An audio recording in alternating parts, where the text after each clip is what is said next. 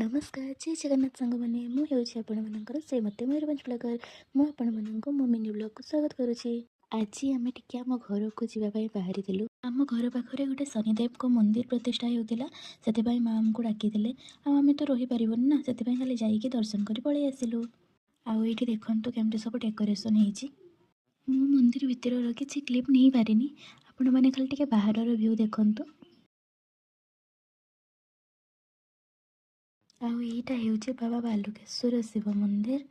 ये आमर दर्शन भी सरी जाइला आम ए घर बाहर आते घर बाहरीचु तो माँ को केमती दर्शन न करिकी जीवु चलतु टे माँ को दर्शन करवा। एबे माँ को दर्शन कर सारीचु एबे टे माँ को मंदिर बसवा। मत ये बसवाई बहुत भल लगे आपण मैंने भी केबे गोटे ट्राए करंतु देखिए पूरा माइंड फ्रेश हो।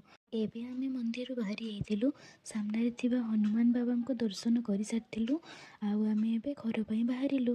अरे ना ना आज आमे आ गोटे जगह को आसीथिलु एठी आज तांकर कीर्तन बढ़ुची सेति पई से माने डाकिथिले प्रसाद सेवन पई। प्रथम एठी ठाकुरन को दर्शन करि नैथिलु एठी टिके देखंतु ठाकुरन को केते सुंदर लागुची सब आडे केते सुंदर भी सजा हेछि ना। आईटी देखु आम प्रसाद सेवन पर लाइन में छड़ा हो चलते देखा प्रसाद रे कौन कौन हो।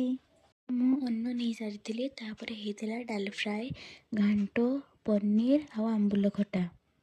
आम प्रसाद आने समय से पांपड़ आउ बैगण भजा सरी जाता से देखो मो ननद आणिक आम सर्व कर लास्ट रे आम ये पायस भी घर पर बाहरिलु। आजिर ब्लॉग एतिकी पुणी देखा नेक्स्ट मिनी ब्लॉग रे। जय जगन्नाथ।